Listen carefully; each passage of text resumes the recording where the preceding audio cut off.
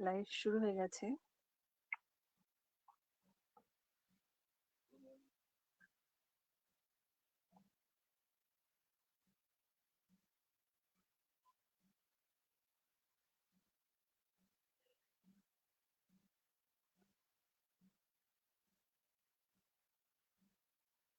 সকলকে নমস্কার। Movement against dowry এই সংগঠন থেকে আজকে আমরা আবারও দ্বিতীয়বারের মতো লাইভে আসলাম।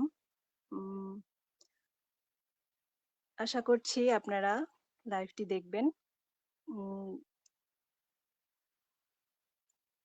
আমাকে শোনা যাচ্ছে কিনা কেউ যদি দেখে থাকেন তাহলে একটু কমেন্ট করে জানাবেন। আজকে আমাদের অতিথি হিসেবে আছে অরিত্র শঙ্কর দেবনাথ দাদা, যিনি একজন স্কলার। তো দাদার কাছে আজকে আমরা বিভিন্ন উপদেশ নিব এবং বিভিন্ন বিষয়ে জানার চেষ্টা করব। আজকে তো আমাদের মেইন একটা টপিক আছেই, এছাড়াও আমরা দাদার কাছ থেকে এই সুযোগটা নিয়ে নিব যে দাদা যেহেতু একজন স্কলার, তার কাছ থেকে কিভাবে আমরা উচ্চশিক্ষার জন্য যদি কেউ যেতে চাই, আমি জানি আমাদের এখানে অনেক স্টুডেন্ট আছে যারা আমাদের সাথে যুক্ত, যারা বাইরে উচ্চশিক্ষার জন্য যেতে চায়। তাদের জন্য আই থিংক লাইফটা অনেক ইনফরমেটিভ হবে। তো আশা করছি আমাদের সাথেই থাকবেন। তো আজকের আমাদের গেস্ট অরিত্র দেবনাথ দাদা, অরিত্র শঙ্কর দেবনাথ দাদা। আপনাকে কিছু বলার জন্য অনুরোধ করছি। ধন্যবাদ উপস্থাপিকা লাবণ্য। নমস্কার সবাইকে। আমি ছোট্ট করে আমার পরিচয়টা প্রথমে দিয়ে নিই। আমি অরিত্র শঙ্কর দেবনাথ। আমি বর্তমানে হাঙ্গেরিতে মাস্টার্স প্রোগ্রামে আছি এগ্রিকালচারাল বায়োটেকনোলজিতে, এবং আমি স্টিপেন্ডিয়াম হাঙ্গেরিকাম, হাঙ্গেরি সরকারের সাথে বাংলাদেশ সরকারের এটা হচ্ছে দ্বৈত যে স্কলারশিপ, মানে ডুয়েল সরকার, মানে ডুয়েল গভর্নমেন্ট, তাদের চুক্তিতে এই স্কলারশিপটি দেয়া হয়। তো সেই স্কলারশিপের আন্ডারে আমি এখানে মাস্টার্স করছি, এবং আমি এর পূর্ববর্তীতে বাংলাদেশ কৃষি বিশ্ববিদ্যালয় থেকে অনার্স করেছি এবং মাস্টার্স করেছি। তো আজকে এই মুভমেন্ট এগেইনস্ট ডাউরি এর সাথে আসতে পেরে আমাকে আপনারা আমন্ত্রণ জানিয়েছেন, এর জন্য আমি আসলে সকলকে ধন্যবাদ জানাচ্ছি। তো আমি আশা করছি আমাকে শুনতে পাচ্ছেন বা দেখতে পাচ্ছেন।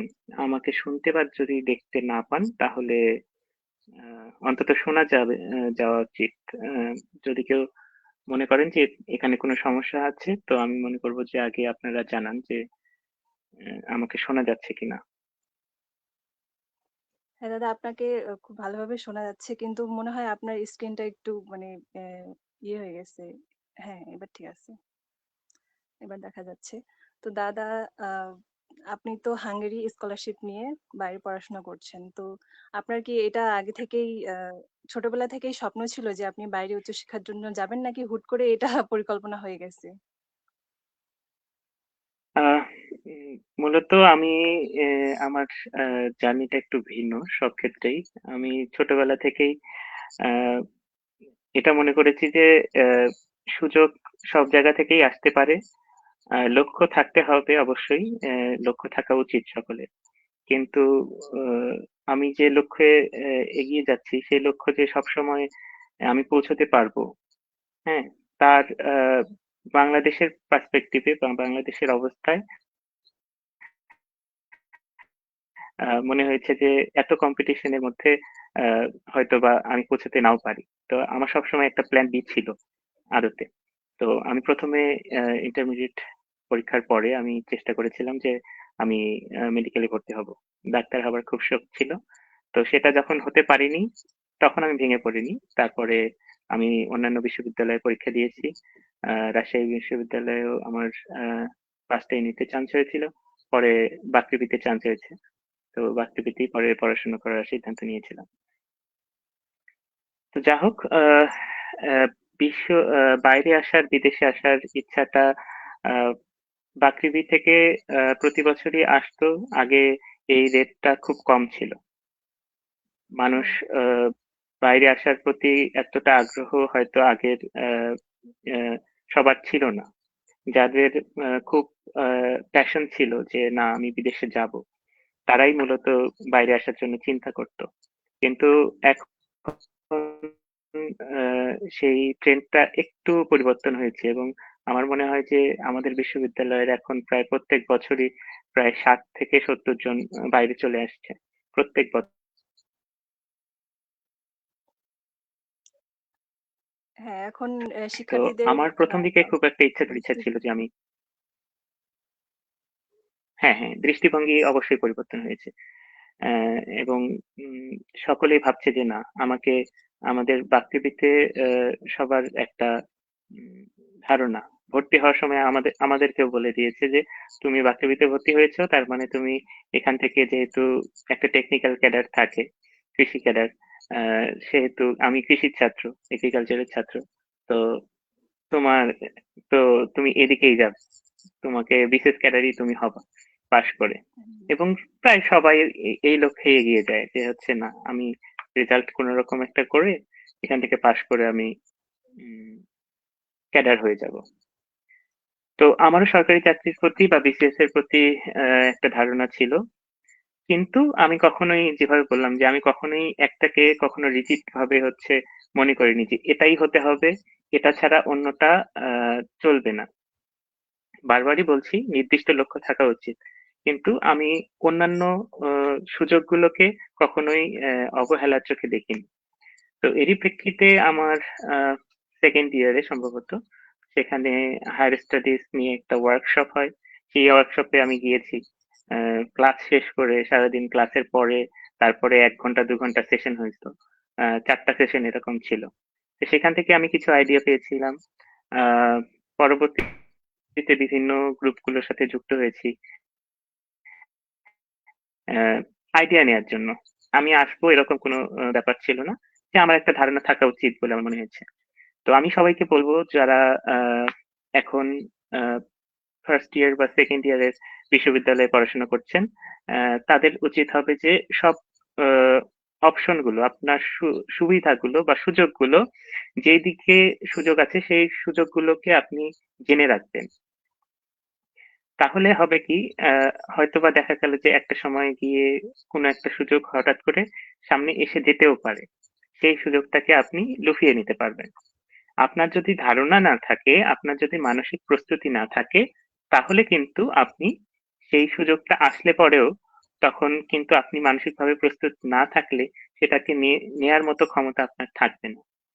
তো আমার সবসময় এটাই বলার যে হ্যাঁ, অবশ্যই আমার একটা দিকে লক্ষ্য থাকবে। সেই লক্ষ্যের দিকে আমি সর্বোচ্চ দিয়ে চেষ্টা করব। এবং তার সাথে, সাথে আমার অন্যান্য সুযোগগুলোকে আমি হাতে রাখবো। তারই প্রেক্ষিতে আমার হচ্ছে আসলে বিদেশে আসা। আ আ গত সেপ্টেম্বর থেকে আমি চেষ্টা করেছি এবং ডিসেম্বরে আইএলটিএস দিয়েছি। আইএলটিএস দেওয়ার পরবর্তীতেই স্টিপেন্ডিয়াম হাঙ্গেরিকামের আ এদের অ্যাপ্লিকেশনটা শুরু হয়েছিল। প্রায় ডেডলাইন কাছাকাছি চলে গেছিল। এখনো যেরকম ডেডলাইন কাছাকাছি আমার মনে আছে আমি ডিসেম্বরের ২৮ তারিখ সরি ডিসেম্বরের ২৮ তারিখ আমি হচ্ছে আইএলটিএস দিয়েছিলাম। রেজাল্ট এসেছে জানুয়ারির ৮ তারিখে এবং জানুয়ারির ১৫ তারিখে সাবমিটের লাস্ট ডেট ছিল। তো আমি প্রস্তুতি আগে থেকেই নেওয়া শুরু করেছিলাম। আইএলটিএস কি হবে, রেজাল্ট কি আসবে তা আমি জানতাম না। খুব শর্ট ডিউরেশন ২০ দিনের প্রস্তুতি ছিল। কিন্তু তার জন্য যা কাগজপত্র প্রয়োজন ছিল আমি সব ধীরে, ধীরে গোছাতে শুরু করেছিলাম। এর এর মাঝে আইএলটিএস এর প্রস্তুতিও নিয়েছিলাম। এবং আইএলটিএস এর রেজাল্টটা মোটামুটি ভাবে চলে আসলো যখন, তখন আমি এপ্লাই করে দিলাম। তো এভাবে আরকি চলে আসলাম হাঙ্গেরিতে। এই আরকি। আচ্ছা, দাদা খুব সুন্দরভাবে আমাদেরকে বর্ণনা করেছে। যে সবসময় আমাদের একটা অপশন বি রাখা উচিত এবং সব বিষয়ে একটা মোটামুটি ধারণা বা আইডিয়া আমাদেরকে রাখা দরকার। না হলে আমরা আসলে সেই সুযোগগুলো আসলেও গ্র্যাব করতে পারবো না। তো এর মধ্যেও আরেকটা কোয়েশ্চেন যে দাদা স্কলারশিপের ক্ষেত্রে আ আ আ ফাইন্যান্সিয়াল একটা যে সাপোর্ট দরকার হয় মানে বা সাপোর্ট বা সেই মানে কেমন পাওয়া যায় বা হচ্ছে আমরা সেখানে গিয়ে সেটা সারভাইভ করতে পারবো কিনা বা মানে এটা ফিনান্সিয়াল বিষয়টা যদি একটু বলে দিতেন দাদা। হুম। তো আহ, আমি সেটাই বলছিলাম যে প্রস্তুতিটা অনেক আগে থেকে নেওয়া প্রয়োজন। আমার বিশ্ববিদ্যালয়ে একজন স্যার ছিলেন, আজিজুর রহমান স্যার। তিনি একটা কথা বলতেন যে opportunity comes to prepared minds only. হ্যাঁ, opportunity comes to prepared minds only, অর্থাৎ মানসিকভাবে প্রস্তুত থাকাটা সবচেয়ে আগে প্রয়োজন। তো এখন যারা সেকেন্ড ইয়ার বা থার্ড ইয়ারে বিশ্ববিদ্যালয়ে পড়াশোনা করছেন, আমি মূলত যেহেতু আমি মাস্টার্সে এসেছি, আমি সেহেতু সেই দিকটা প্রথমে বলে পরে হচ্ছে ব্যাচেলরের কথাটা বলছি। তাদের ক্ষেত্রে আমি বলবো আপনারা বিশ্ববিদ্যালয়ে পড়ছেন মানে আপনারা অনেকটাই স্বনির্ভর, এবং অনেকে টিউশনি করিয়ে বা বিভিন্ন ভাবে নিজে কিছু টাকা ইনকাম করেন। তাই বলবো যে কিছু টাকা সঞ্চয়ের একটা আহ মাধ্যম সঞ্চয় করাটা উচিত, তাহলে সেটা আপনাকে কিছুটা হেল্প করবে।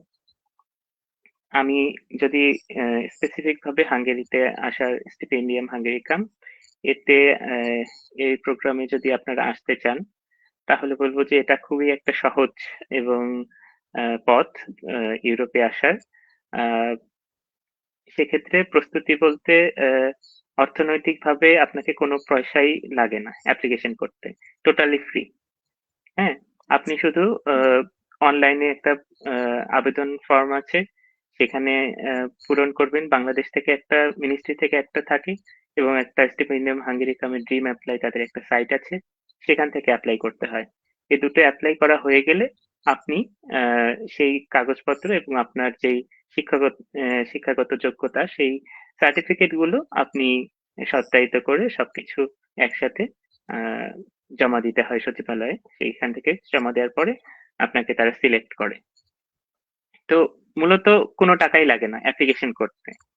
তো যাদের আমি বলবো যে আহ, মোটামুটি রেজাল্ট ভালো, আইএলটিএস দেয়া আছে, তারা এখনো যদি চায়, এবছরেও যদি চায়, তারা এখনো অ্যাপ্লাই করতে পারে। হুম?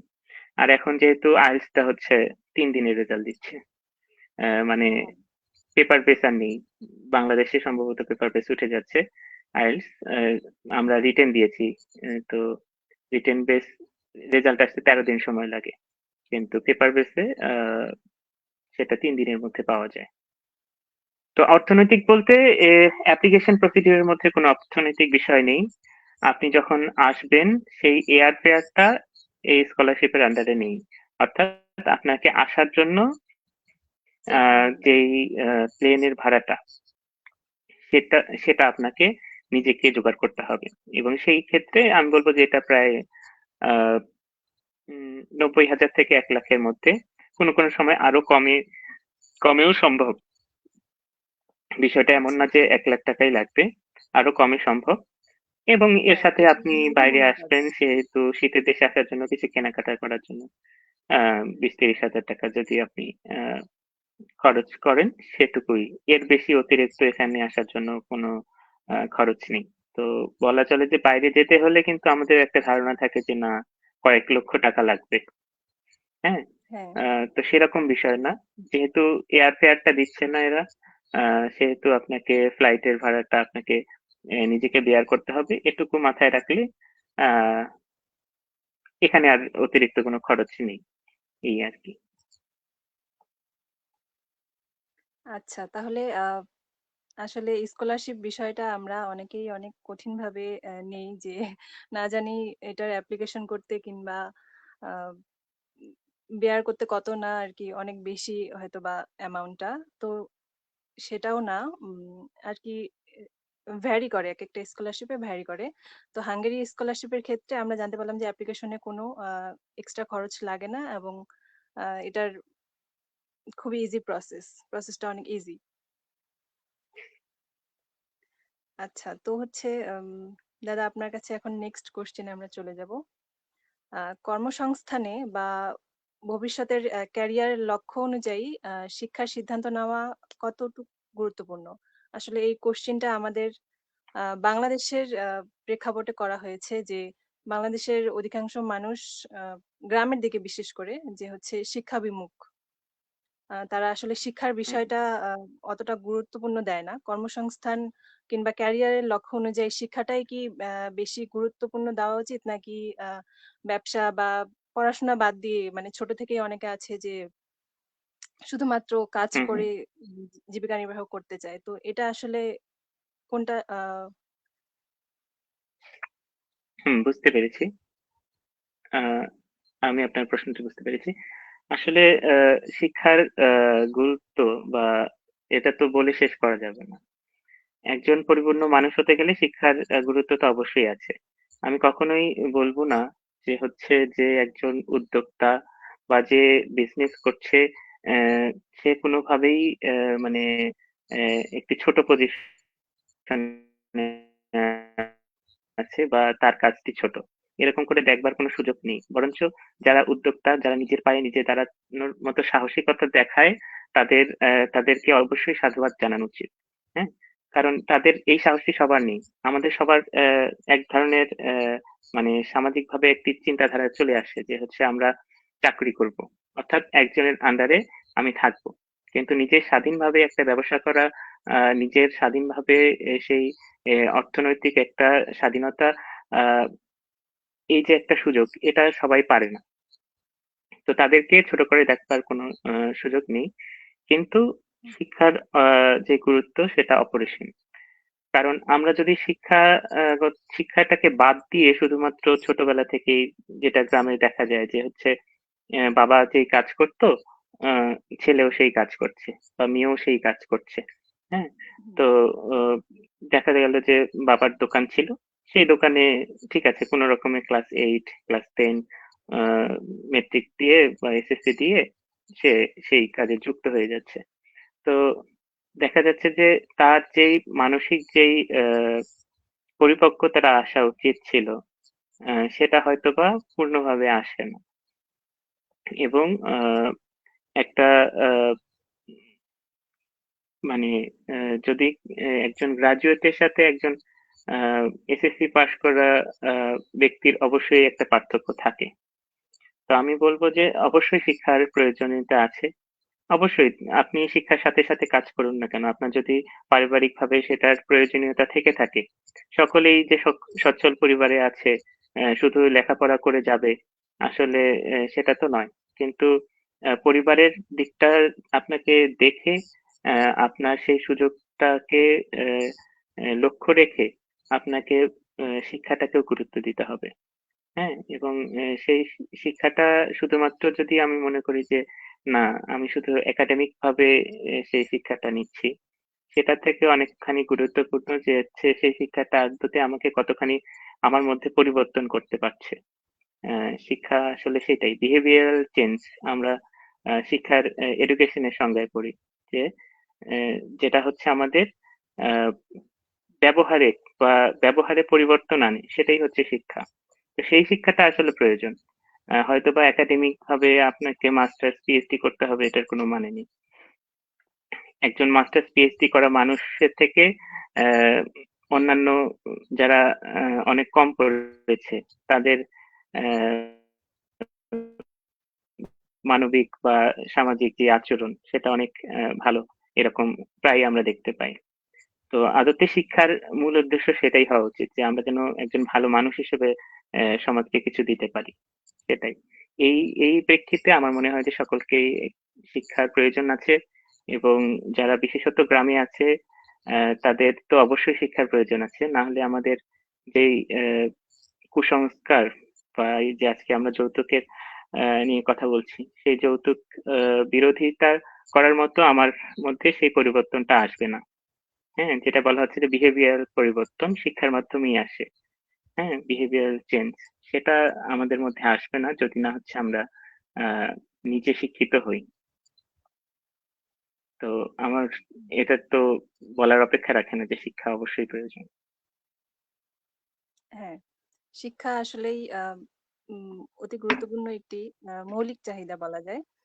তো দাদা তরুণদের জন্য যেমন শিক্ষা আমাদের অবশ্য করণীয়, তেমন কি হচ্ছে আপনার অভিজ্ঞতায় আমি এটা জানতে চাচ্ছি যে আ উচ্চশিক্ষা তরুণদের মধ্যে সামাজিক সচেতনতায় কি সাহায্য করে কিনা? যে উচ্চশিক্ষা আমি বাংলাদেশে যারা শিক্ষিত কিংবা শিক্ষিত এবং তাদের সাথে কম্পেয়ার করলে যারা উচ্চশিক্ষা লাভ করছে কিংবা বাইরে আছে, তাদের মধ্যে একটা যে সামাজিক সচেতনতা, এটার কি কোনো ডিফারেন্স আছে কিনা? আহ আবারও একইভাবে বলতে হয় যে হচ্ছে আহ, আমাদের শিক্ষাটা হচ্ছে আমাদেরকে চেঞ্জ করে, আমাদের চিন্তা ভাবনা এবং আমাদের ব্যবহারকে চেঞ্জ করে। তো স্বাভাবিকভাবে বাংলাদেশে আহ যারা আমরা পড়াশোনা করেছি, আমি যেহেতু মাস্টার্স পর্যন্ত করে এসেছি বাংলাদেশে। তো দেখা যাচ্ছে যে আহ, আমাদের মূল উদ্দেশ্য একটাই থাকে যে না, আমি কোনো রকম ভাবে পাশ করে একটা চাকরি লাভ করব। আহ, যখন বাইরে আসা হয় তখন আহ, পরিবেশ বা হচ্ছে কিছুটা তো চেঞ্জ আসে, পরিবর্তন আসে। সেই পরিবর্তনের ধারাবাহিকতায় আমরা দেখতে পাই যে এখানে এসে এ, এখানে সব কাজ নিজেকে করতে হয়। বাংলাদেশের যে আমাদের সোশ্যাল সিস্টেম, যে না, আমি বাড়িতে, আমি একটা ছেলে, আমি রান্না করব না, আমি আমার ঘর গুছিয়ে রাখবো না, ঠিক আছে, আমার কোনো কাপড় চোপড় আমাকে ধুতে হবে না, ঠিক আছে, এরকম একটি চিন্তা ভাবনা। এগুলো মেয়েদের কাজ, এগুলো আমাদের মায়েরা করবে, এগুলো আমাদের বোনেরা করবে, আমি কেন করব? তো ছেলেদের এরকম একটা পার্সপেক্টিভ থেকে থাকে যে না, আমি এরকম করব না। মেয়েদের স্বভাবতই তারা রান্না বান্না থেকে শুরু করে নিজেকে গুছানোর কাজটা তারা খুব ভালোভাবে ছোট থেকে করে আসে, এবং সেই ট্রেনিংটা তারা পেয়ে আসে, কিন্তু বাইরে এসে সেটা পায় না। তো যখন বাইরে এসে একজন মানুষ এই কাজগুলো করে, তখন তার মধ্যে মনে হয় যে না, এই কাজটি আমার মা করে দিত, সে ছেলে হোক বা মেয়ে হোক, এই কাজটি আমার মা করে দিত। তো তখন সে আসলে বুঝতে পারে যে একজন নারী, একজন মা আসলে কতখানি শ্রম দেয়, এবং আহ, এর পরবর্তীতে আমার মনে হয় না যে আহ, কেউই মানে মনে করবে যে না, এই ঘরের কাজটা হচ্ছে আমার স্ত্রীর করার কথা, আহ, এটা আমার করার কথা নয়। এবং এই পরিবর্তনটা যখন আসে যে হচ্ছে না, এটা তো আসলে আমার দায়িত্ব, আমারও দায়িত্ব, যে এই কাজটা এখানে আমার সমান অধিকার, যে হচ্ছে আমি সে কাজটা করছে, তাকে হেল্প করাটা আমার প্রয়োজন। তো এই চিন্তাধারাটা তখন চলে আসে। হ্যাঁ, তো বাইরে আসার ক্ষেত্রে হয়তোবা শিক্ষাগতভাবে বাংলাদেশেও একই ধরনের আমরা জ্ঞান অর্জন করতে পারি। ভালো ভালো ইনস্টিটিউট আছে, বিশ্ববিদ্যালয় আছে, সেগুলো থেকে এখানে যেরকম পড়ানো হয় সেখানেও শিক্ষার মান হয়তোবা ল্যাব ফ্যাসিলিটিস কিছু কম বাংলাদেশে, এখানে একটু ভালো। কিন্তু পড়াশুনো উম, দেখা যাচ্ছে যে মোরাললেস মোটামুটি ভাবে কিছুটা কাছাকাছি। হয়তো এখানে একটু সুযোগ সুবিধা বেশি, এবং আহ, পড়ালেখার মান আরেকটু উন্নত। কিন্তু ওই যে মানসিক একটা পরিবর্তন, সেটার ক্ষেত্রে দেখা যাচ্ছে যে বাইরে আসলে মানুষের এই পরিবর্তনটা হয়তো বা আসছে। এবং সেখান থেকে যদি একজন তরুণ বা তরুণী তারা যদি চেষ্টা করে যে না, আমি বাইরে এসেছি ঠিক আছে, আমার দেশে যারা আছে তাদের জন্য, আহ, তাদেরকে উদ্বুদ্ধ করার জন্য, যে এটা তো আসলে আহ, বিষয় না যে একটা মেয়ে আহ, সে শ্বশুর বাড়ি যাবে বলে তাকে হচ্ছে এতগুলো আহ, টাকা দিয়ে দিতে হবে। হ্যাঁ, তাকে আহ, আহ, যৌতুক দিতেই হবে, ঠিক আছে। এই চিন্তা ভাবনা তখনই চলে যাবে যখন মনে করবে যে না, সে একটা নতুন জীবন শুরু করছে একটা জীবন সঙ্গীর সাথে, সেখানে দুজনের সমান পার্টিসিপেশন থাকতে হবে। তো এই চিন্তা ভাবনা যখন থাকবে, তখন ছেলে এবং মেয়ে উভয়েরই যখন এই চিন্তা ভাবনা থাকবে, তখন কিন্তু এই যৌতুকের যেই চিন্তা ভাবনা, এটা আসলে আদতে কমে যাবে। এবং আমি মনে করি না যে বাইরে এসেও যদি কেউ আহ, বাইরে আসলেও তো দেশে গিয়ে বিয়ে করার চিন্তা করে সকলেই। তো আমার মনে হয় যে দেশে গিয়ে কেউ যৌতুক নেওয়ার চিন্তা ভাবনা করে আহ, বিয়ে করতে যায়। হ্যাঁ, তো এটা হচ্ছে মূল কথা। তো এই যে পরিবর্তনটা, এটা আসলে বাইরে আসার পরে আমার মনে হয় যে আরো বেশি ভাবে মানুষ আহ, উপলব্ধি করতে পারে। নতুবা বাংলাদেশ থেকে, বাংলাদেশের প্রেক্ষাপটে যদি আমি বলি যে একজন গ্রাজুয়েট, সে স্বনামধন্য হয়তো বা কোনো একটা বিশ্ববিদ্যালয় থেকে পাশ করেছে, পাশ করে হয়তোবা সে ফার্স্ট ক্লাস একটা চাকরি করছে, প্রথম শ্রেণীর একটা চাকরি করছে, কিন্তু তারপরেও তার মধ্যে দেখা যায় যে তার পরিবার থেকে যখন বলে যে না আমরা এরকম যৌতুক চাই ওরকম যৌতুক চাই, তার মধ্যে এতটুকু পরিবর্তন হয় না যে সে তার পরিবারের বিরুদ্ধে গিয়ে বলবে যে না আমি যৌতুক ছাড়াই বিয়ে করব। হুম। হ্যাঁ, এই এই পরিবর্তনটা বাংলাদেশে খুব কমই দেখা যায়। তো এই পরিবর্তনটা আসা মূলত প্রয়োজন। তো উচ্চশিক্ষার ক্ষেত্রে বলবো যে হ্যাঁ, যদি একাডেমিক্যালি দেখি তাহলে বিদেশে অবশ্যই এদের শিক্ষার মান ভালো, পরিবেশ ভালো এবং শিক্ষার চাপ কম, পরীক্ষার ভীতি কম, এগুলো বিষয়গুলো আছে। কিন্তু মূল যেই শিক্ষা বা মূল যেই পরিবর্তন সেটা আদতে মানসিক পরিবর্তন এবং পরিবেশগত পরিবর্তন। সেই ক্ষেত্রে আমি মনে করি যে এটা অনেকটাই হেল্প করে যে হচ্ছে মানুষকে চিন্তা করতে যে না আমি আমি এখন আহ, এই সমাজের এই এই এই জিনিসগুলোকে আমি এখন অ্যাভয়েড করতে পারি। আচ্ছা। তো দাদা আপনি যেটা বললেন যে হ্যাঁ, সরকারি মানে অনেক কর্মজীবী মানুষ আছে যারা আসলে চাকরি পাওয়ার পরও তাদের চিন্তা ভাবনাটা পরিবর্তন হয় না। তারপরেও তারা যৌতুকের দিকে অনেকটাই ঝুঁকে থাকে এবং এমনকি তাদের পরিবারের বিরুদ্ধে গিয়েও বলতে পারে না। অথবা তারা নিজেরাও চায় না যে হচ্ছে তারা যৌতুক ছাড়া একটা বিয়ে করবে। আমাদের উত্তরবঙ্গে কিন্তু এটা অনেক বেশি আধিক্য লক্ষ্য করা যায়।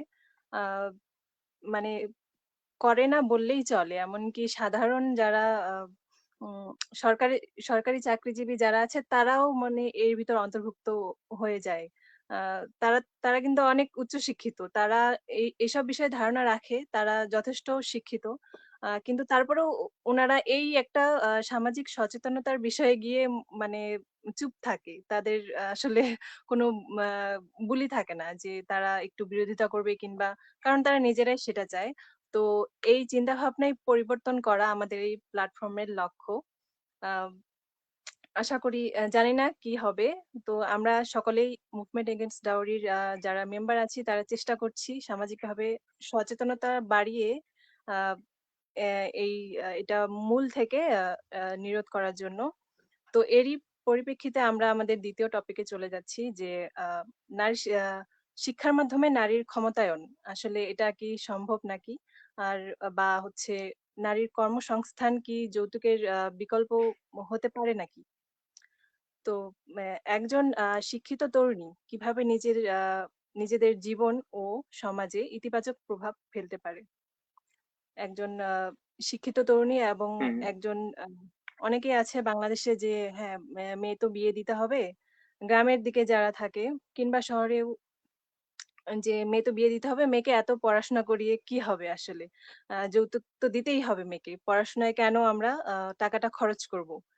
এই ধরনের চিন্তাভাবনা কিন্তু এখনো অনেক আছে। বাংলাদেশের উত্তরাঞ্চলে কিংবা অনেকখানেই আসলে দেখা যায় যে মেয়েকে কেন আমরা পড়াবো? আ মেয়েকে তো বিয়ে দিতেই হবে, মেয়েকে তো যৌতুক দিতেই হবে। হুম সেক্ষেত্রে হুম হচ্ছে অনেকের চিন্তাভাবনা এটা থাকে মেয়েকে পড়াবো না। এই হুম ক্ষেত্রে হুম, আর হুম। কি একজন শিক্ষিত এই এই তরুণী সে চিন্তা কিভাবে হ্যাঁ হ্যাঁ, এই চিন্তা ভাবনা তো একেবারে আমার বাড়ি যেহেতু দিনাজপুরে, তো আমিও হুম, আহ, দেখে আসছি যে হচ্ছে না যেরকম বাল্যবিবাহ চলছে, আহ, মানে এই যুগে হয়তোবা আহ, আহ, প্রকাশ্যে বাল্যবিবাহটা হচ্ছে না, কিন্তু চোখের আড়ালে এখনো আহ, হুম, এমন কিছু গ্রাম আছে, সেখানে গেলে দেখা যাবে যে হচ্ছে বাল্যবিবাহ এখনো হচ্ছে। তো একটা মেয়ে সম্পূর্ণভাবে একজন নারী নিজেকে আহ, উম, প্রতিষ্ঠিত করার আগে বা চেনার আগেই তার বিয়ে হয়ে যাচ্ছে। তো সে তো একজন ভুক্তভোগী আসলে। শিক্ষার একজন শিক্ষিত হওয়ার তো অবশ্যই নারীদের ক্ষেত্রে আরো খুব বেশি ভাবে প্রয়োজন। বিশেষ করে গ্রামাঞ্চলের যারা মেয়েরা আছে তাদেরকে তো অবশ্যই এই এই চিন্তাধারা ঢুকিয়ে দেওয়া তাদের মাথার মধ্যে, এটা প্রবেশ করানো প্রয়োজন যে হচ্ছে আহ, আপনি যদি শিক্ষিত না হন তাহলে আহ, আপনার সামনের প্রজন্মটাও ঠিক একইভাবে সেই ভুক্তভোগী হবে যা আপনি হচ্ছেন। তো আহ, আমি বলবো যে শিক্ষিত হওয়ার জন্য এটা তো আমরা ছোটবেলা থেকে পড়ে এসেছি। হ্যাঁ? কিন্তু পড়ার পড়ার মধ্যেই থেকে গেছে। আমরা নিজেরাও চেষ্টা করি না যে আমাদের আশেপাশের একটা মেয়ে ঝরে পড়ছে কিনা। আ তা তার স্কুলে যাওয়ার বা হচ্ছে তাকে শিক্ষাগতভাবে যোগ্য করে তোলার জন্য অ্যা আর্থিকভাবে না হোক, মানসিকভাবে বা সামাজিকভাবে তাকে একটা সাপোর্ট দেয়ার চেষ্টা আমরা আদতেও করি কিনা। হ্যাঁ? তো শিক্ষিত না হলে সেই মেয়েটি আসলে আত্মবিশ্বাস লাভ করতে পারবে না। যদি সে আত্মবিশ্বাসী না হয়, তখন সে জোর গলায় বলতে পারবে না যে, "না, আমি যৌতুক দিয়ে আমি বিয়ে করব না।" ঠিক হ্যাঁ, আছে? একজন মেয়ের কিন্তু মতের বিরুদ্ধে কখনোই বিয়ে হয় না। সেটা যে ধর্মেই হোক না কেন। যেকোনো ধর্মেই মেয়ের কনসেন্ট তো প্রথমে আসে। ঠিক আছে? যে আগের যুগে ছিল যে যখন আমরা দেখেছি যে পৌরাণিক যুগে বা বিভিন্ন যুগে যে মেয়েরা সিলেক্ট করতো স্বয়ংবরত। মেয়েদের এবং কি এখনো এটাই দেখা যায় যে মুসলিমদের বিয়েতেও ১ম এ মেয়েরা কবুল বলে, তারপরে ছেলেরা কবুল বলে। অর্থাৎ মেয়ের কনসেন্টটা ১ম এ নেয়া হয়। তো দেখা যাচ্ছে যে একজন নারীর কিন্তু নির্বাচন করার ক্ষমতাটা সবচেয়ে আগে। অথচ সেই নারী কিন্তু মানে বাধ্য হয়ে সে বিয়েতে বসে। তার নিজের কোনো সুযোগ আ নিতে চাই। মতামতের স্বাধীনতা সেটা থাকে না। তো মতামতের স্বাধীনতা তখনই থাকবে যখন সে আত্মনির্ভর হবে। হ্যাঁ? তো শিক্ষার প্রয়োজনীয়তা এইখানেই যে সে যেন নিজের পায়ে নিজে দাঁড়াতে পারে। আর এর জন্য ১ম এ প্রয়োজন যে আত্মশ্রদ্ধা। হ্যাঁ? নিজেকে সম্মান করা, নিজেকে জানা যে না আমার মধ্যে সেই শক্তি আছে যে আমি নিজের পায়ে নিজে দাঁড়াতে পারি। যখনই তার আত্মশ্রদ্ধা থাকবে যে নিজেকে সে কখনোই কারোর থেকে কম মনে করবে না, হেয় মনে করবে না, তখন সে তার মধ্যে একটা আত্মবিশ্বাসের জায়গা তৈরি হবে। যখন সে আত্মবিশ্বাসটা তৈরি করতে পারবে, তখন সে নিজের পায়ে নিজে দাঁড়াতে পারবে। তখন সে আত্মনির্ভর হতে পারবে। যখন সে আত্মনির্ভর হতে পারবে, তখনই সে অন্যের জন্য কিছু করতে পারবে, নিজের জন্য কিছু করতে পারবে এবং নিজের সিদ্ধান্ত নিজে নেয়ার যে ক্ষমতা তখন তারই সেটা হচ্ছে তৈরি হবে। তো আমি বলব যে আমাদের সমাজের মেয়েদের আত্মশ্রদ্ধাটা খুব কম। আত্মবিশ্বাসটা কম। হ্যাঁ? যে আমি আমি পারি, আমি পারবো। এবং এরকম উদাহরণ যে নেই তা নয়। যে একদম খুবই দরিদ্র পরিবারের মেয়ে সে মনে করেছে যে না আমি পারবো আমি একটি সরকারি চাকরি আহ, আমি পড়াশোনা করে একটি সরকারি চাকরি আহ, পেতে পারি এবং সে পেয়েছে এরকম এরকম উদাহরণ আছে এবং দেখা গেছে যখন সে বিয়ে করছে তখন তো সেখানে কোনো যে যৌতুকের চাপ বা সেরকম কোনো বিষয় তখন আর দেখা যাচ্ছে না তো আহ, এরকম উদাহরণ আছে আমাদের গ্রামেই আছে তো মেয়েরা চাইলেই পারে আহ, তাদের মেধা কোনো অংশেই কম নয় বরঞ্চ ইদানিং কালে তো ছেলেদের থেকে মেয়েদের শিক্ষে মানে বলা চলে যে যারা ভালো করছে বিশ্ববিদ্যালয় পর্যায়ে তারা দেখা যাচ্ছে যে অধিকাংশ মেয়েরাই হচ্ছে মানে টপ পজিশনে আছে ছেলেদেরকেই খুঁজে পাওয়া যায় না তো এটা তো এই এই বিশ্বাসগুলো নিজের মধ্যে রাখতে হবে দেখতে হবে চারপাশে শুধুমাত্র ফেসবুকের রিল দেখে বা হচ্ছে অন্যভাবে সময় নষ্ট না করে নিজেকে গড়ার প্রতি একটু সময় দিতে হবে এবং আহ, নারীদের এটা করা খুব প্রয়োজন যে যদি সে গ্রামাঞ্চলে থেকে থাকে তাহলে তাকে আরো বেশি নিজের উপর আত্মবিশ্বাসী হতে হবে তাহলে দেখা যাবে যে এই সমস্যাগুলো আসলে সবগুলোই আহ, নিজে নিজেই সমাধান হয়ে যাচ্ছে যদি সে শিক্ষিত হতে পারে নিজের পায়ে নিজে দাঁড়াতে পারে হুম। আসলে শিক্ষা নারীদের জন্য একটা আহ, অনেক রাস্তা খুলে দেয় যে সে তার সিদ্ধান্ত নিজে নিতে পারে এবং তার তার উপর কেউ সিদ্ধান্ত আসলে চাপিয়ে দিতে পারবে না যদি তার সেই অ্যাবিলিটিটা থাকে সেটা আসলে মানে নিজেকে করে নিতে হবে শিক্ষার মাধ্যমে শিক্ষাই একমাত্র এটা রাস্তা খুলে দিতে পারে তো এইভাবে করে আমরা কি এটা বলতে পারি যে শিক্ষিত তরুণী নারী যারা শিক্ষিত তারা কি মানে ক্ষমতায়নেও অনেক আ এগিয়ে যাচ্ছে কিনা? আ ক্ষমতার ক্ষেত্রে তারা কিভাবে আরকি শিক্ষার মাধ্যমে এগিয়ে যাচ্ছে? না, এটা তো অবশ্যই যে হচ্ছে যখন সে শিক্ষিত হচ্ছে, নিজের পায়ে নিজে দাঁড়াতে পারছে, তখন তার পরিবারে তার একটা আ শক্ত জায়গা থাকছে। সে যেকোনো সিদ্ধান্ত নেয়ার ক্ষেত্রে সে একটা সেখানে পার্টিসিপেশন করতে পারছে। তার একটা নির্দিষ্ট স্থান আছে। তার মতামতের তখন গুরুত্ব অবশ্যই থাকছে। কারণ সে তার চাকুরির মাধ্যমে তার সেই সংসারে আ এ মানে একদম পারিবারিক দৃষ্টিতেই বলছি যে সে হচ্ছে সেখানে যখন সে কন্ট্রিবিউট করছে, তখন তো অবশ্যই অন্যরাও তার প্রতি একটা শ্রদ্ধার জায়গা নিশ্চিতভাবেই তৈরি হয়ে যাচ্ছে। তো সেক্ষেত্রে দেখা যাচ্ছে যে সে যেকোনো একটা আ ডিসিশন নিতে পারছে বা ডিসিশন নেয়ার থেকেও আমার সবচেয়ে বেশি আ প্রয়োজন মনে হয় যে একজন নারীর মধ্যে একটা লিডারশিপ থাকার খুব প্রয়োজন। একজন মা আ সে যত ভালোভাবে তার সন্তানের জন্য চিন্তা করতে পারে, এই পৃথিবীর কেউই চিন্তা করতে পারে না। তো একজন নারী তো একজন মা পরবর্তীকালে। হুম, তো সে যদি কোনো সিদ্ধান্ত নিতে না পারে, তাহলে দেখা যাবে সে তার সন্তানের জন্য তার মেয়ে যখন বিয়ে হবে তখনও সে কোনো সিদ্ধান্ত নিতে পারবে না। ঠিক আছে? তো প্রয়োগ সেই পরিবর্তনটা আনার জন্য আ এখনই সময় যে হচ্ছে নারীদেরকে এই বিষয়গুলোতে এ দক্ষভাবে তৈরি করে তোলা, গড়ে তোলা যে হচ্ছে তারা যেন আ তাদের মধ্যে যেন সেই লিডারশিপটা থাকে। সেই লিডারশিপটা মানে এই নয় যে সে সবার উপর দিয়ে কথা বলবে। লিডারশিপ হচ্ছে যে অ্যা মানে নেতা হতে গেলে আগে মাথাটা ঝুঁকাতে হয়। ঠিক আছে? যদি নেতা হতে গেলে আগে সেবা করতে হবে। তো আমাদের নারীরা সেটা করেই আসে। তো তখন সবাই তাকে মান্যতা দেয়। হ্যাঁ? তো লিডারশিপ মানে হচ্ছে আমি আরেকজনকে কিভাবে মোটিভেট করতে পারি। মোটিভেট করে আমি যেটা চাচ্ছি, আ আমার কাছে যেটা ঠিক সেটা অন্যকে বোঝানোর সেই ক্ষমতাটা আমার তৈরি করতে হবে।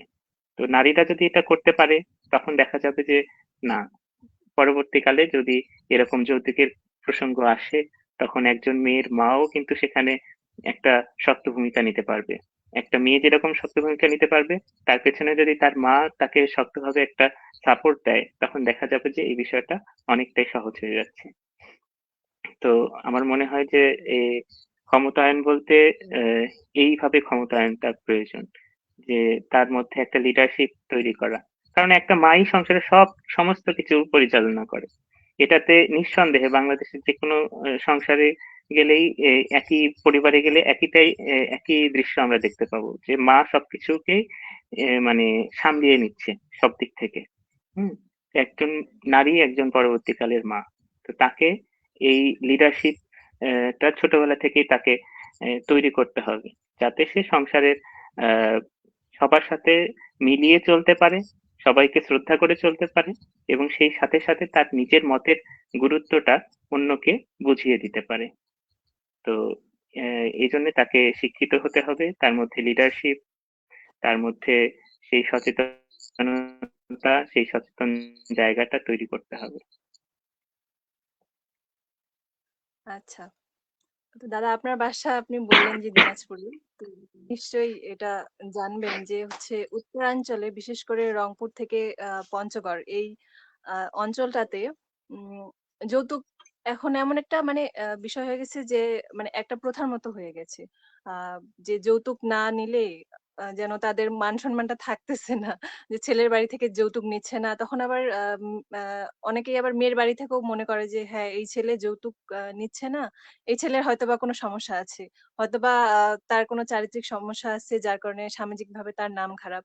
তখন মানে দেখা যায় যে মেয়ের পরিবার থেকেও সেটা মনে করে এবং যদি ছেলের পরিবার থেকে তারা যৌতুক না চায়, তাহলে আবার তাদেরকে হেনস্থার শিকার হতে হয় যে হচ্ছে উম কিরে কেন নিচ্ছিস না? বা তাদের একটা মনে আশা থাকে যে ছেলেও যদি না চায়, কিন্তু ফ্যামিলির যে সদস্যরা আছে তারা কিন্তু অনেক আশা করে থাকে যে হচ্ছে হ্যাঁ, আমার ছেলে এটা নিবে। যেন এটা একটা প্রথা। সেই প্রথা যদি কেউ ভেঙে দেয়, তাহলে মানে এটা একটা দৃষ্টিকটু বিষয় হয়ে যায়। তো আপনার ক্ষেত্রে মানে আপনার কাছে জানতে চাইবো এইটা আসলে পরিবর্তন করা কিভাবে সম্ভব হবে আসলে?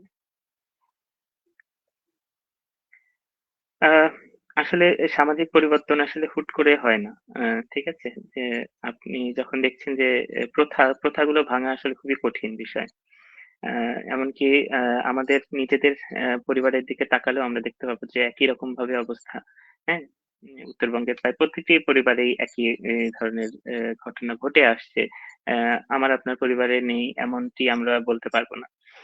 তো আ এই চিন্তাভাবনা ভাঙার জন্য আসলে অ্যা অ্যা চলে আসছে বলেই যে এটা যে যৌতুক একটা প্রথা তা আ আ হ্যাঁ, বাংলায় এটা যুগ, যুগ ধরেই চলে আসছে যে ছেলের বাড়ি থেকে মেয়েকে কিছু পাঠাবে, মেয়ের বাড়ি থেকে ছেলেকে কিছু পাঠাবে। এ এই ধরনের প্রথাগুলো আছে। সেটা এক ধরনের সামাজিক প্রথা। কিন্তু এখানে যে অর্থের বিষয়টা আ এত বড়ভাবে এবং জোরপূর্বক যেই লেনদেনের কথাবার্তা চলে বিয়ের সময়, সেটা তো আসলে কোনোভাবেই যৌক্তিক না এবং আ আ সেটা হওয়াটা উচিত নয়। এমনও অনেক দেখা যায় যে অ্যা হতদরিদ্র পরিবার হয়তোবা আ সেই মেয়ের বাবার হয়তোবা আ ২-১ কাঠা জমি আছে। যেটা দিয়ে তাদের বছরের ধান হয়, চাল আসে। তো তাদের খাওয়ার একমাত্র অবলম্বন হয়তোবা সেই জমিটা। তো মেয়ের বিয়ে দেয়ার জন্য সেটা দিয়ে দিতে হচ্ছে। বেচে দিতে হচ্ছে। তো উম তখন সেই পরিবারটা আসলে কোথায় গিয়ে দাঁড়াবে? তো সেই চিন্তাটা একজন মেয়েরও হওয়া উচিত। হয়তোবা সেই পরিবারগুলোতে যে মেয়েদের বিয়ে হচ্ছে তাদের বয়স সেরকম থাকছে না। তাদের পরিপক্কতা সেরকম থাকছে না। তো সেক্ষেত্রে আমাদের মনে হয় যে সামাজিকভাবে এই যে মুভমেন্ট এগেইনস্ট ডাওরি সেখানে হচ্ছে আসলে কিছু পদক্ষেপ নেয়া তাদের জন্য প্রয়োজন। যারা মোটামুটিভাবে শিক্ষিত বা সচ্ছল পরিবারে সেক্ষেত্রে তাদের যেরকম শিক্ষাগতভাবে তাদেরকে এগিয়ে দেওয়া প্রয়োজন। আর যারা একেবারেই উম যাদের প্রয়োজন আছে আরকি নিডি পরিবার, অভাবগ্রস্ত, নিরুপায় হয়ে যে সমাজে বিভিন্ন লোকের কথায় যারা হচ্ছে মেয়েকে বিয়ে দিতে বাধ্য হয়। নিজেরাও বাধ্য হয় আসলে। কোন মেয়ের বাবা-মাই চায় না যে হচ্ছে এভাবে তার মেয়েকে কম বয়সে বিয়ে দেয়ার বা হচ্ছে এত যৌতুক দিয়ে অ্যা যেকোনো একটা ছেলের হাতে তুলে দেয়ার। তো সেটা কেউই চায় না। তো সেই জায়গা থেকে আমাদের এটা আসলে বড় পরিবর্তন আনা প্রয়োজন যে হচ্ছে তাদের কাছে যাওয়া, তাদেরকে বোঝানো এবং সেই মেয়েদেরকে শিক্ষায় বেশি করে ইনভলভ করা। তাদেরকে বোঝানো যে না তুমি একটা নিজের পায়ে নিজে দাঁড়ানোর জন্য আ কিছুদিন আরো কিছুদিন পড়াশোনা করো। আরো কিছুদিন আ উম কিছু একটা করো যে যাতে তুমি নিজের পায়ে নিজে দাঁড়াতে পারো। তাহলে দেখা যাবে যে অ্যা উম তোমার আ নিজের যেই একটা সত্তা থাকবে এবং পরবর্তীতে তুমি নিজের সংসারে যেরকম কন্ট্রিবিউট করতে পারবে, সেই মেয়ে চাইলে পরবর্তীতে তার মা-বাবাকেও আ দেখবার মতো তার সক্ষমতা তৈরি হতে পারে। তো উত্তরবঙ্গের অবস্থা আসলেই ভয়াবহ। এটা ভেঙে দেয়া আ হয়তোবা সহজ নয়, তবে অসম্ভব কিছু নয়। আ যদি আমরা সবাই সচেতন হই, যারা শিক্ষিত আছি তাদের দায়িত্বটা আসলে বেশি। আসলে শিক্ষিত হওয়ার পরেও আ এই বিষয়গুলোকে ভাঙাটা খুবই কঠিন। কারণ যদি তুমি যেভাবে বললে, তুমি করেই বলছি যেহেতু আপনি অনেক ছোট হয়তো। হুম। তো আপনি যেভাবে বললেন যে হচ্ছে অ্যা আমাদের শিক্ষিত হওয়ার পরেও ছেলের বাড়ি যদি না চায় যৌতুক, তখন মেয়ের বাড়ি থেকে মনে করে যে না, আমি কি আমার মেয়েকে কিছু দেব না? হ্যাঁ? এরকম একটা চিন্তা ভাবনা আসে। আবার আ মানুষে কি বলবে? যে আমি দিচ্ছি না আমার মেয়েকে, আমার সম্পদ থাকা সত্ত্বেও। আ এইরকম চিন্তাভাবনা তো ও থেকেই আছে।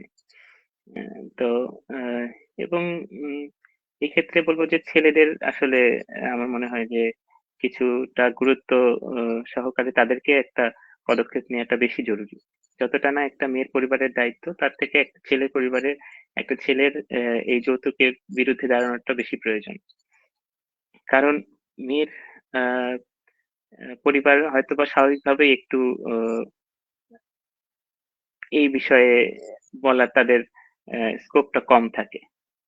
কিন্তু একজন ছেলে বা ছেলের পরিবার, একজন ছেলে যদি তার পরিবারকে সেদিক থেকে মোটিভেট করতে পারে যে না, আমি বিয়েতে যৌতুক নেব না। তোমরা কোনোভাবেই মেয়ের পরিবারকে কোনোভাবেই প্রেশারাইজ করা যাবে না। হ্যাঁ? তাহলে দেখা যাবে যে সেইটা হচ্ছে আমার মনে হয় যে বেশি ইফেক্টিভ হবে। এবং এখন তো সেইরকম বিবাহ আসলে আমার মনে হয় না যে সেরকম বিয়ে এখন প্রচলিত আছে যে একদম আ আগের দিনে যেমন হতো যে একদম ছাদনা তলায় গিয়ে মেয়ে দেখা, ছেলে দেখা হচ্ছে। তো আ সবাই একদম হয়তো সহজ মেয়ে জিনিস ছেলে মতো। আগে দেখাদেখি হয়। তারা কথাবার্তা বলে, হ্যাঁ, তারা কথাবার্তা বলে এবং তাদের মধ্যে একটা অন্তত কিছুদিন কথাবার্তার পরে তারা বিয়ের সিদ্ধান্ত নেয়। তো সেক্ষেত্রে অন্তত প্রাথমিক আলাপচারিতায় এটুকু হওয়া উচিত একটা মেয়ের বা একটা ছেলের যে হচ্ছে না, আমরা আ আমাদের বিয়েতে যৌতুক নেব না। এই এই এই চেঞ্জটা যদি বর্তমান সময়ের ছেলে-মেয়ে যারা এখনো বিয়ে করেনি বা বিয়ে করবে, তাদের মধ্যে আসে, তাহলে দেখা যাচ্ছে যে এই যৌতুক প্রথাটা আ নিরসন সম্ভব, মানে সহজতর হয়। এছাড়া আসলে পরিবার মানবে না। পরিবারের দীর্ঘদিনের তাদের হচ্ছে একটা অভ্যাস। দীর্ঘদিনের অভ্যাসকে আসলে হুট করে চেঞ্জ করাটা যায় না। তারা চাইলেও পারবে না। দেখা যাবে যে অ্যা মেয়ে বলছে ছেলে যদি জোরাজুরি করতে হবে। এখন এখন বিষয়টা হচ্ছে এই প্রথাটাকে ভাঙতে গেলে যদি কোন ছেলে বলে, তাকে তার পরিবারের বিরুদ্ধে একটা লড়াই করতে হবে। মেয়ে বলবে, মেয়ে বললে তো ২ পক্ষের সাথে তাকে লড়াই করতে হবে। যদি মেয়ের একা সিদ্ধান্ত হয়। তো এটা প্রায় একটা যুদ্ধের মতোই বলা চলে। কিন্তু আ এই প্রথাকে ভাঙতে গেলে এছাড়া কোনো পথ নেই। যা যে পাত্র বা যে পাত্রী যে বিয়ে করবে তাদেরকেই আসলে এই বিষয়ে সবচেয়ে বেশি সচেতন হওয়ার প্রয়োজন। তাহলে সামাজিক পরিবর্তনটা আসবে। আর এই প্রজন্মটা যদি আ এটাকে কিছুটা হলেও শুরু করতে পারে এভাবে যে নিজেদের বিয়ের ডিসিশনটাতে তারা মনে করে যে না, আমরা যৌতুক নেব না। তাহলে দেখা যাবে যে পরবর্তী প্রজন্মে এটা ধীরে, ধীরে কমে আসছে খুব স্বাভাবিকভাবে। কিন্তু এই যে যারা হচ্ছে এতদিন আগে থেকে অ্যা এই প্রথাকে দেখে আসছে, আমাদের মা-বাবারা, আমাদের উম আশেপাশের আত্মীয়স্বজনরা, পরিবারের লোকজনরা, তারা কিন্তু স্বাভাবিকভাবে এই যৌতুক প্রথাকে ভাঙতে চাইবে না। এবং তাদেরকে মোটিভেট করাটাও সহজ নয়। তাদেরকে মোটিভেট করাটা সম্ভবই নয়, একভাবে হ্যাঁ, বলতে গেলে। কারণ আপনি বড়জোর আপনার মা-বাবাকে কোনোভাবে ম্যানেজ করতে পারবেন। কিন্তু দেখা যাবে আরো আত্মীয়রা থাকবে এবং আমাদের সমাজে তো বিয়েটা কোনো একক পরিবারের ভাবে হয় না। এটা তো হয় একেবারে সবার মতামতের ভিত্তিতে এবং সামাজিকভাবে তার অ্যাকসেপ্টেন্স এর একটা বিষয় থাকে। তো দেখা যাবে যে মা-বাবা নিরুপায় আসলে সেই জায়গায়। হয়তোবা তাদেরকে কনভিন্স করলেও পরবর্তীতে অন্যরা এসে সেই বিয়েতে বলবে যে না, এটা হওয়া যাবে না, ওটা হওয়া যাবে না। এবং সবচেয়ে বেশি সমস্যা হচ্ছে এই যারা ঘটক, ঘটকালি করে বিয়ের, এদের বিষয়টা হচ্ছে আরো বেশিভাবে প্রভাবিত করে। যে একজন ঘটক যখন যায় তখন সে এ মানে অফার নিয়ে যায়। যে ছেলের চাকরি এই, এত, এত লাখ টাকা। এটা বাস্তবিক আমার মনে হয় যে যে কেউ রিলেট করতে পারবে। অবাস্তব হয়তো আমি কিছু বলছি না। যেরকম আমার ধারণা এখনো হ্যাঁ, সমাজে। হ্যাঁ? তো এই এই এই বিষয়গুলো আ এই এ যারা বিয়ে এরেঞ্জ করছে, ঘটক বা যারা লেনদেনের কথাগুলো বলে, এই মানুষগুলোর জন্য আসলে সমস্যাটা আরো অতিমাত্রায় বৃদ্ধি পায়। হুম? তো এই ক্ষেত্রে আমি বলব যে শিক্ষা যেরকম ভাবে প্রয়োজন, নিজের সিদ্ধান্ত, বিবাহটা একজন নিজের পার্সোনাল ডিসিশন। সেই জায়গা থেকে নিজের একটা আ সিদ্ধান্ত নেয়ার ক্ষমতা, লিডারশিপের ক্ষমতা, শিক্ষা এবং আ এ এইগুলো যদি একজন মানুষের মধ্যে থাকে, ছেলে মেয়ে উভয়েরই, যারা বিয়ে করতে চাচ্ছে তাদের বলবো যে তারাই মুখ্য ভূমিকা রাখতে পারে। কারণ পরিবার, যারা আগে থেকে এই ট্রেডিশন বলতে গেলে এটা তো একটা ব্যাড ট্রেডিশন। ট্রেডিশন অবশ্যই হয়, হ্যাঁ, সামাজিক ভাবে এটা চলে আসছে, তো এটাকে ট্রেডিশন বলতেই পারে, কিন্তু এটা একটা ব্যাড ট্রেডিশন, কুসংস্কার। তো একে ভাঙতে গেলে আসলে শিক্ষা, আমরা আগেও দেখেছি যে যখন সমাজ সংস্কারক বিভিন্ন ছিল বিভিন্ন যুগে, তারাও কিন্তু শিক্ষাকেই সবচেয়ে গুরুত্ব দিয়ে এগিয়ে গেছে। তো আহ, বিভিন্ন সময় মুসলিম স্কুল তৈরি হয়েছে, হিন্দু স্কুল তৈরি হয়েছে, কিসের জন্য? এই সমাজে তাদের অবস্থানটাকে পরিবর্তন করার জন্য।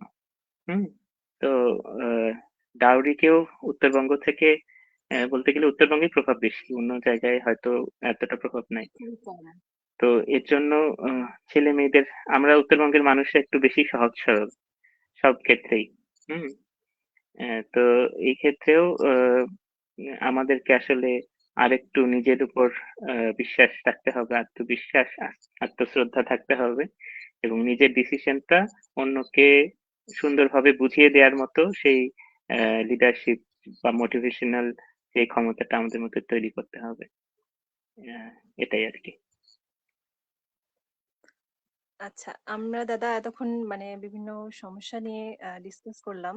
এখন একটা বিষয় যে যৌতুক নয়, শিক্ষা ও সম্মান, এই সংস্কৃতিটা আমরা মানে যৌতুক নেওয়াটা যেমন একটা প্রথায় পরিণত হয়েছে, এই আমরা এই প্রথাটা কিভাবে প্রচলিত করতে পারি সমাজে? এটা কিভাবে করা যায় আসলে? হুম। আমি প্রশ্নটা আরেকবার যদি বলতেন তাহলে খুব সুবিধা হতো। যে যৌতুক নয়, ঠিকভাবে বুঝতে পারিনি। শিক্ষা আর হুম, হুম, হুম। যৌতুক নয়, শিক্ষা ও সম্মানই আসলে আমাদের সমাজের মূল ভিত্তি। এই বিষয়টা আমরা আমাদের আচ্ছা, আচ্ছা। মানে প্রচলিত প্রথায় কিভাবে অন্তর্ভুক্ত করে নিয়ে আসতে পারি? আমরা তরুণরা এটা মানে এই বিষয়ে কি করে কাজ করতে পারি? শিক্ষা, শিক্ষা এবং সম্মান, অবশ্যই, অবশ্যই। আহ, তো শিক্ষা এবং সম্মান তো অবশ্যই। শিক্ষা এবং সম্মান দুটোই হচ্ছে নিজের জন্য প্রয়োজন। হ্যাঁ। আহ, তাহলেই আপনি যখন নিজেকে শ্রদ্ধা করতে শিখবেন, যখন আপনার মধ্যে সেই প্রকৃত শিক্ষাটা আসবে, তখন আপনি নিজেকে সম্মান করবেন, নিজেকে শ্রদ্ধা করবেন। এর পরবর্তীতেই আপনি আহ, যখন মনে হবে যে না, আমি একজন শিক্ষিত মানুষ হিসেবে কি করে একটা মেয়ের পরিবারের উপর চাপ দিতে পারি, তাদের কাছ থেকে কিভাবে অর্থ চাইতে পারি, হ্যাঁ, এই পরিবর্তনটা যখন আপনার মধ্যে আসবে, আপনার মধ্যে সেই আত্মসম্মান বোধটা যখন থাকবে, তখনই কিন্তু আপনি এই যৌতুক প্রথা এর বিরুদ্ধে আপনি দাঁড়াতে পারবেন, কথা বলতে পারবেন। তো তরুণদের তো অবশ্যই এটার এইদিকে জোর দেওয়া উচিত, এবং সেই আহ, আত্মসম্মানটা আত্মসম্মান বোধ, এই বোধটা জাগ্রত করা খুব প্রয়োজন। শিক্ষিত সবাই হচ্ছে, ডিগ্রি সবাই পাচ্ছে, অনার্স করছে, মাস্টার্স করছে, কিন্তু সে যদি তার শিক্ষা জীবন থেকে দৃঢ় প্রতিজ্ঞ না হয়, হ্যাঁ, এই যৌতুক প্রথার বিষয়গুলো কিন্তু আমাদের বইয়ে ছোটবেলা থেকেই আছে, মনে হয় ক্লাস 5-6 থেকেই আমরা পড়ে আসছি সমাজবিজ্ঞান বইয়ে, যে যৌতুক একটা যৌতুক আহ, দেওয়া ও নেওয়া খারাপ দুটোই প্রথা, অপরাধ। দেওয়া নেওয়া আইনত দণ্ডনীয়, ইত্যাদি ইত্যাদি বিষয়। তো সেই বিষয়গুলো আসলে আমাদের আহ, বইয়ের মধ্যেই, বইয়ের পাতাতেই আহ, থেকে যাচ্ছে হয়তোবা। আমরা আসলে কেউই সেই শিক্ষাকে আসলে গ্রহণ করতে পারছি না। সে সেই বোধটা আমাদের মধ্যে, সেই পরিবর্তনটা হয়তো এখনো আসছে না। তো এই পরিবর্তনটা আসা খুব প্রয়োজন, আহ, অন্তত আমাদের পরিবারের দিকে লক্ষ্য রেখে। তো আহ, আমার পরিবারটা আমার পরিবার, যদি একটা ছেলের পরিবার একটা ছেলের পরিবার হয়, তো একটা মেয়ের জন্য তার পরিবারটাও তো তার পরিবার, সেটাকে চিন্তা করতে হবে। হ্যাঁ। তো আমি যদি আমার মধ্যে সেই ইমপ্যাথিটা না থাকে, ইমপ্যাথিটা হচ্ছে যে একজনের অবস্থায়, আহ, আমি আমার অবস্থাটা তার অবস্থায় গিয়ে যদি আমি চিন্তা করি, হুম, সে কিরকম অনুভব করছে, এটা হচ্ছে এমপ্যাথি। তো এই এমপ্যাথিটা যদি আমাদের মধ্যে না আসে, হ্যাঁ, যে সেই মেয়ের বাবা মায়ের উপর যে কি কি ধরনের চাপ যাচ্ছে সেটা যদি আমি তার জায়গায় গিয়ে বুঝতে না পারি, বুঝতে চেষ্টা না করি, তাহলে কিন্তু আহ, বুঝতে চেষ্টা করলে কোনো ছেলেরই সেই সেই বিয়েতে যৌতুক চাওয়ার পক্ষে আহ, কথা বলার কথা নয়, যদি সে সেই জায়গা থেকে সেভাবে চিন্তা করতে পারে। তো এই আহ, মানবিক বোধ বা অন্যের প্রতি সহমর্মিতা বা এই যে অন্যের প্রতি আমাদের যে একটা সেন্স কাজ করে, সেই সেন্সটা যদি আমাদের মধ্যে ডেভেলপ না হয়, আমি আমি যৌতুক চাচ্ছি, আমি যৌতুক নিব, আমার পরিবারে টাকা আসবেই, এরকম যদি একটা ছেলের চিন্তা ভাবনা হয়, কিন্তু সে ইরেসপেক্ট, সে চিন্তাই করছে না যে ওই মেয়ের পরিবারের উপর দিয়ে কি যাচ্ছে। তো এটা এই এই ব্যবহারটাকে যদি আমরা চিন্তা করি তাহলে তো দেখবো যে সে আসলে প্রকৃতভাবে কোনোভাবেই তার মধ্যে শিক্ষার প্রবেশ হয়নি। হুম। তো এই এই এই বিষয়টা হচ্ছে, এইভাবে আমাদেরকে শিক্ষিত হতে হবে যে আমাদের মধ্যে ক্লাস 5-6 থেকে যা পড়ানো হচ্ছে তা যদি আমি আহ, ওই বইয়ের সাথে, পুরোনো বইয়ের সাথে বান্ডিল হিসেবে বিক্রি করে দিই, তাহলে আর চলবে না। সেই শিক্ষাটাকে আমার মধ্যে নিয়ে আসতে হবে। এটা হচ্ছে বড় বিষয়, এবং এই ক্ষেত্রে আমার মনে হয় যে যেই জন্য এই আয়োজন, যে এখানে যারা যারা শুনছেন, যারা যারা আছেন, আহ প্রত্যেকে নিজের জায়গা থেকে এই বিষয়গুলোকে আমাদের উপলব্ধি করে আমাদের আশেপাশের মানুষকে বোঝানো এবং আহ, তাদের উদ্বুদ্ধ করা যে না, আমরা এখন একটা নতুন প্রজন্ম, আমরা এই প্রজন্ম, আমরা আর এই যৌতুক কে কখনোই প্রশ্রয় দেব না। আমাদের পারিবারিকভাবে বিভিন্নভাবে বাধা আসতে পারে, আসবেই বাধা স্বাভাবিকভাবে, বিশেষ করে উত্তরবঙ্গে। তো আহ, সেক্ষেত্রে আমার দৃঢ় একটা অবস্থান থাকবে। এই দৃঢ় অবস্থানটা যদি তৈরি করা যায় তাহলেই একমাত্রভাবে সেই সুযোগটা তৈরি হবে। তো এই জন্য শিক্ষা, তার সাথে আত্মসম্মান বোধ, এই উপলব্ধির জায়গাগুলোকে আমাদেরকে সবার মধ্যে সেটাকে জাগ্রত করতে হবে। হ্যাঁ দাদা, এমনও মানে এমনও কোনো পরিবার আছে যে বেশিরভাগ পরিবারেই যে হচ্ছে এক ভাই এক আহ বোন দুঃখিত এরকম। লাবণ্য, আমি আপনাকে শুনতে পাচ্ছি না। শোনা যাচ্ছে না? এখন শোনা যাচ্ছে?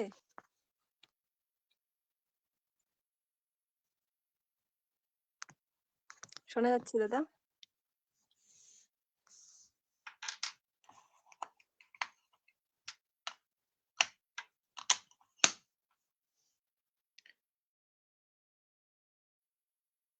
শোনা যাচ্ছে দাদা? হ্যাঁ, এখন শুনতে পাচ্ছি। আমাকে শোনা যাচ্ছে? হ্যাঁ দাদা, শোনা যাচ্ছে। তো যেটা বলছিলাম যে আম, এমন অনেক পরিবার আছে যে এক ভাই এক বোন, তো ভাইয়ের ক্ষেত্রে হচ্ছে যে তারা যৌতুক নিচ্ছে, মেয়ের পরিবারের কাছ থেকে যৌতুক নিচ্ছে। আবার বোনের ক্ষেত্রে দেখা যাচ্ছে যে বোনের বিয়ের সময় আবার তারা যৌতুকটা দিয়ে দিচ্ছে। মানে এটা আসলে লাভ কি হচ্ছে সেটাই আসলে মানে তারা আসলে বুঝতেছে না, কিন্তু তারপরেও এটা নিচ্ছে আবার দিচ্ছেও। মানে কি একটা অদ্ভুত রকম প্রথার মধ্যে মানে এই সমাজটা, উত্তরাঞ্চলটা ডুবে গেছে। এটা আসলে অদ্ভুত বিষয়, ভাববার বিষয়। এটা যদি আমরা আসলে কেউ আহ, আসলে না ভাবি, বইয়ের পাতা থেকে না বের হয়ে নিজের জীবনে অ্যাপ্লাই না করি, তাহলে আসলে এই প্রথা থেকে, এই যৌতুক না দেওয়া এবং নেওয়া থেকে আমাদের কারোরই বের হওয়া সম্ভব নয়। আহ হুম, তো দাদা তো আমরা এটা হচ্ছে তো অবশ্যই একজন ভাই এবং বোন যদি থাকে, তাদের নিজেদের মধ্যেও, আমাদের ভাই বোনদের মধ্যেও সেই বিষয়গুলো আলোচনায় আসা উচিত, এবং পারিবারিক ভাবেও সেই কথাগুলো নিজেদের মধ্যে আলোচনা হওয়া উচিত যে না দেখ, আহ ভাই বোনরা তো তুই করেই বলে যে তুইও দিবি না, আমিও নেব না, বা আমরাও দেব না, ঠিক আছে। এরকম ভাবে আমরা নিজেরা একটা সিদ্ধান্ত নেব, এই আর কি। আচ্ছা দাদা, আমরা হচ্ছে আসলে লাইভের একেবারে শেষ পর্যায়ে চলে আসছি। তো আপনাকে আহ, অনেক অনেক ধন্যবাদ যে আপনার গুরুত্বপূর্ণ এবং ব্যস্ততম সময় আমাদেরকে দিয়েছেন। মুভমেন্ট এগেইনস্ট ডাউরি প্ল্যাটফর্মে আপনি দিয়েছেন। আশা করি আরো ভবিষ্যতেও আপনাকে আমরা এরকম লাইভে পাবো। এবং আমাদের দিক নির্দেশনা দিয়ে সহযোগিতা করবেন। তো দাদা হচ্ছে আমাদের আমিও সকলকে ধন্যবাদ জানাতে চাচ্ছি আমাকে আমন্ত্রণ জানানোর জন্য এবং উচ্চশিক্ষা বা এই বিষয়ে যদি কোনো বিশেষ করে হাঙ্গেরির যে স্কলারশিপ বা বিভিন্ন দেশের স্কলারশিপ সম্বন্ধে যদি কারো কোনো জানবার প্রয়োজন থাকে আপনারা আমার সাথে যোগাযোগ করতে পারেন, আমাকে মেসেজ করতে পারেন, হয়তোবা সাথে সাথে না হলে আমি চেষ্টা করব রিপ্লাই দেওয়ার। আচ্ছা, আর দাদা একটা আপনি আমাদের যে তরুণ তরুণীরা আছে যারা আসলে বিদেশে স্কলারশিপ নিয়ে পড়তে চায়, যেমন যারা কলেজে পড়াশোনা করছে কিন্তু তাদের মাথায়ও এখন হয়তো বা বিষয়টি ঢুকে গেছে, হ্যাঁ তাদের হ্যাঁ জন্য হ্যাঁ একটা হ্যাঁ, সাধারণ এটা একটা একেবারে এটা একেবারেই সম্ভব। আমাদের মধ্যে এরকম মানে ধারণা নেই যে হচ্ছে আসলে আমরা ইন্টারমিডিয়েট বা এইচএসসি পাস করার পরেই কিন্তু আমরা বিদেশে আসতে পারি এবং সেটা আসার জন্য মানে বাইরে আসার জন্য সেটা একটা খুবই ভালো সময় সিদ্ধান্ত নেওয়ার যে বাইরে আসার। হুম? যাদের বলবো যে খুব বেশি সচ্ছল নয় কিন্তু মোটামুটি ভাবে কিছু দিনের জন্য হলেও একটা সাপোর্ট দিতে পারবে। আর স্টিপেন্ডিয়াম হাঙ্গেরিকাম যদি স্কলারশিপ হয়ে গেল তো হয়েই গেল। আহ, সেক্ষেত্রে তো কোনো ব্যাপারই নয়। তো যদি ব্যাচেলরে কেউ আসতে পারে সেটা খুব ভালো এবং ব্যাচেলরে বাংলাদেশ থেকে সবচেয়ে বেশি হচ্ছে স্টিপেন্ডিয়াম হাঙ্গেরিকামে ব্যাচেলর ম্যাক্সিমাম ব্যাচেলর থাকে, মাস্টার্সে তার থেকে কম, পিএইচডি একেবারেই কম। তো তারা সিদ্ধান্ত নিতে পারে এবং হাঙ্গেরিতে আমি যতদূর জানি যে হচ্ছে মেডিকেল সায়েন্সের উপরেও অ্যাপ্লাই করা যায়। আহ, এটা হয়তো বা অন্য কোনো ইউরোপিয়ান কান্ট্রি বা অন্য কোনো কান্ট্রিতেই এই সুযোগ দেয় না। তো এই সুযোগ আছে। আপনারা জার্মানির কথা চিন্তা করতে পারেন, সেখানে টিউশন ফি নাই। সেখানে নার্সিং একটা ভালো জব, যারা মনে করেন যে না আহ, এই দিকে যাবেন, সেখানে নার্সিং এ হাই ডিমান্ড এবং হাই স্যালারি জব মোটামুটি ভাবে। তো এরকম ভাবে আপনারা চিন্তা করতে পারেন যারা এখনো এইচএসসি তে আছে, জাস্ট আইএলটিএস এর একটা প্রিপারেশন নিতে হবে, আইএলটিএস এ ভালো করতে হবে, তো ইংরেজির প্রতি একটু জোর দিতে হবে। এবং আইএলটিএস এর প্রিপারেশন আমার মনে হয় যে 1 থেকে 1.5 মাস কিংবা 2 মাসের মধ্যে খুব একটা ভালো প্রিপারেশন নেওয়া সম্ভব। তো সেই দিকটায় চিন্তা করলে যে খুব বেশি দিনের দীর্ঘদিনের প্রিপারেশন প্রয়োজন তাও নয়। এইচএসসি দেওয়ার পরে আপনি একটা মোটামুটি 2 মাসের প্রিপারেশন নিয়ে একটা ভালো আইএলটিএস স্কোর করলে এবং আপনার এইচএসসি এসএসসি তে যদি এ প্লাস থাকে, বাংলাদেশ সরকার থেকে আপনার আহ, মানে সিলেক্টেড হওয়ার চান্স খুব বেশি। হ্যাঁ, তো এবং যদি অনার্সে বাইরে আসতে পারেন আপনি বাইরে সেটেল হওয়ার জন্য এবং বাইরের পরিবেশকে বোঝার জন্য একটা ভালো সময় পাবেন। মাস্টার্সে আসলে 2 বছর সময় পাওয়া যায় কিন্তু অনার্সে আসলে 4 বছর এর একটা পিরিয়ড আপনি পাচ্ছেন। তখন আপনি আপনার ফিউচার প্ল্যানটাকে বাইরে সেটেল হওয়ার জন্য বা আপনার ক্যারিয়ারটাকে আপনি কিভাবে দেখতে চান তার জন্য একটা সুন্দর সময় পাওয়া যাবে। হয়তো একটু কষ্ট হবে, যারা বাংলাদেশে অনার্স করবে তারা ঘুরে বেড়াচ্ছে বা ইয়ে হচ্ছে, তবে আপনিও একটা নতুন দেশে আসবেন, সেখানে এক্সপ্লোর করবেন, সেটাও একটা অন্যরকম বিষয়। তো হয়তোবা সিলেট অঞ্চলের মানুষজন যারা আছেন তারা এই বিষয়টাই একমাত্র অগ্রণী বা এগিয়ে থাকে সবসময়। আমরা সব জায়গায় দেখতে পাই যে হচ্ছে সিলেট অঞ্চলের যে কোনো দেশে যান আপনি, সিলেটের বাংলাদেশি হোক বাংলাদেশি বললেই বুঝে যাবে সে সিলেট, সিলেট থেকে একজনকে অবশ্যই পাওয়া যাবে। তো তারা চিন্তা করছে, তারা এতখানি সাহসী, আমরা আসলে উত্তরবঙ্গের মানুষ খুব একটা সাহসী নই জি এই আমরা বিষয়গুলোতে। আমরা হচ্ছে চিন্তাই করতে পারি না, আদতে আমরাও পারি, আমাদের দ্বারাও সম্ভব। আহ, আমি মনে করব যে এই বিষয়েও এখন ছেলে মেয়েদের একটু সচেতন হওয়া উচিত, কারণ সবাই পড়াশোনা করে বিসিএস ক্যাডার হবেন বা সরকারি একটা চাকরি পাওয়ার নিশ্চয়তা খুবই কম। মানে কম্পিটিশন যেই কম্পিটিশনের রেশিও যদি আমরা দেখি, হ্যাঁ, তো অসম্ভব নয়, নিজেকে যে কোনো স্বপ্নের জায়গায় আপনি দেখতে পারেন, স্বপ্ন দেখা উচিত, স্বপ্ন দেখতে হবে। তো বাইরে আসার স্বপ্নটাও অবাস্তব কোনো স্বপ্ন নয় এবং অনার্সে আসাটা আমি বলবো যে আরো বেশি ভালো। তো সবার জন্য শুভকামনা থাকলো। সবাই নিজেকে আহ, সুন্দরভাবে গুছিয়ে তুলুন এবং সুন্দরভাবে নিজের যেই মানসিক পরিবর্তন এবং নিজের স্বপ্নকে ছোঁয়ার যেই আশা, সেই আশা সবার পূর্ণ হোক। আমার জন্য আপনারা আশীর্বাদ করবেন। এই বলে আমি সবাইকে ধন্যবাদ জানিয়ে শেষ করছি। আবারও দাদাকে অসংখ্য ধন্যবাদ জানাচ্ছি। দাদা আমাদের সাথে এতক্ষণ ছিলেন এই জন্য। আহ আশা করছি দাদাকে আমরা পরবর্তীতে আবারও পাশে পাবো। এই বলে আসলে দাদার লাইফটা শেষ করছি তাহলে। হ্যাঁ, আচ্ছা দাদা, ঠিক আছে। নমস্কার। ধন্যবাদ। সকলকে নমস্কার।